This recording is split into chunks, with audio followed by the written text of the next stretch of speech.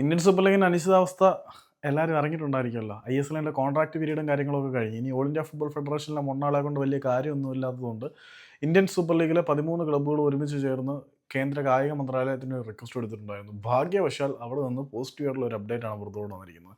അവരുടെ അപ്ഡേറ്റ് എന്താണെന്ന് വെച്ചാൽ, നിങ്ങൾ കഷ്ടിച്ച് കുറച്ച് നാളും കൂടി ക്ലബ്ബുകൾ അടച്ചു പൂട്ടാതെ ഇൻറ്റീരിയം എന്താണ് പറയുന്നത്, ഇക്കണോമിക് ആക്ടിവിറ്റീസും കോസ്റ്റും കാര്യങ്ങളും ഒക്കെ ഒന്ന് ഹാൻഡിൽ ചെയ്യണം. കുറച്ച് നാൾ കൂടി ക്ലബ്ബുകൾ ഒന്ന് പൊരുത്തപ്പെട്ട് പോകണം. മാത്രമല്ല, നമ്മൾ പുതിയൊരു സ്പോൺസറിൻ്റെ എഡ്ജിലാണ്.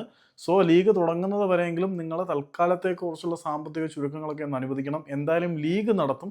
അതിനും നിങ്ങൾ കുറച്ച് അഡ്ജസ്റ്റ്മെൻറ്റും കാര്യങ്ങളും ഒക്കെ നടത്തണം. എന്താണെന്ന് വെച്ചാൽ വേദികളുടെ കാര്യത്തിലും ഈ ISL ക്ലബ്ബുകൾ കുറച്ച് വിട്ടുവീഴ്ചകൾ വരുത്തണം എന്നാണ് നമ്മുടെ ഓൾ ഇന്ത്യ ഫുട്ബോൾ ഫെഡറേഷൻ അല്ലല്ലോ, അവരെ കൊണ്ട് കാര്യമില്ല, കേന്ദ്ര കായിക മന്ത്രാലയം പറയുന്നത്. കാരണം ഓപ്പറേഷണൽ ആൻഡ് ലോജിസ്റ്റിക് കോസ്റ്റ് ഒന്ന് കട്ട് ഓഫ് ചെയ്യണം.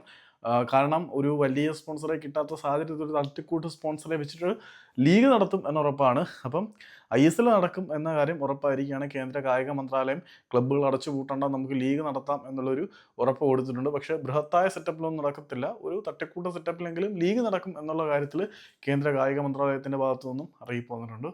സോ തൽക്കാലം ISL ഈസ് ഓൺ.